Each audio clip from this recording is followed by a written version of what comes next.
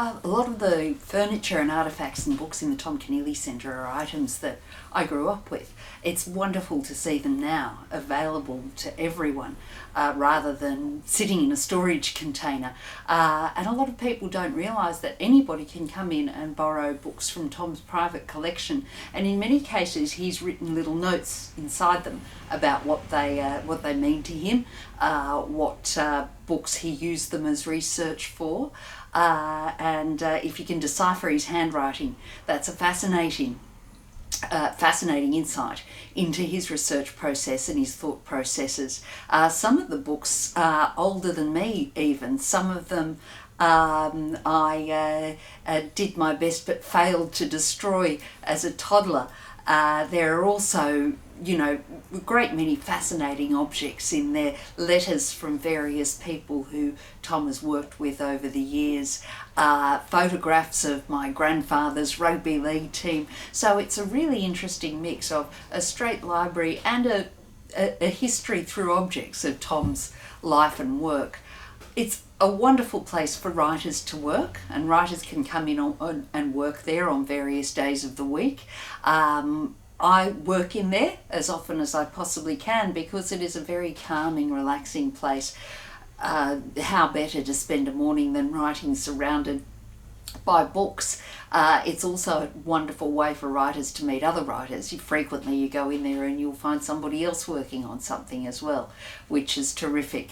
So I encourage anybody who is interested in books or writing or Australian literature to come and have a look and maybe borrow a book or two. Now, some of the writing that I've done in there includes a book called The Unmourned, which is the second book in the Monsarrat series. This is a series of colonial murder mysteries that I'm co-writing with Tom. It started when he decided he would like to write a series of books featuring a gentleman convict detective. He wrote a couple of chapters but then decided that he didn't have the time. He showed them to me and asked if I'd be interested in working with him on them. We tried to write alternate chapters, it didn't quite work out, so ultimately we decided that I would write the first few drafts and he and I then edit them together, which is a wonderful way to work together, and a lot of that process happens in the Tom Keneally Centre. He wants to do 12 books, so my next decade is pretty well taken care of. The most recent book in the Monsarrat series is called The Unmourned. It's set in the Parramatta Female Factory, which is a fascinating place. Not many people know about it. However, about 1.7 million Australians are descended from inmates of the Parramatta Female Factory, including me. My great-great-grandmother was in there. So we thought it would be a fascinating place to set a murder, and in this particular book the vicious venal superintendent of the female factory gets what's coming to him, and Monsarrat and Mrs. Mulrooney, our hero and heroine, have to figure out who the real murderer is before an innocent woman hangs.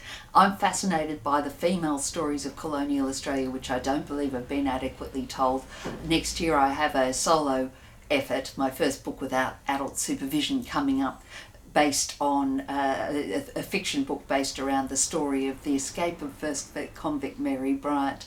And through the Monsarrat series, Tom and I are going to be visiting a lot of the lesser known penal sites of colonial Australia. So if you come into the Tom Keneally Centre, you may well see us working on that together.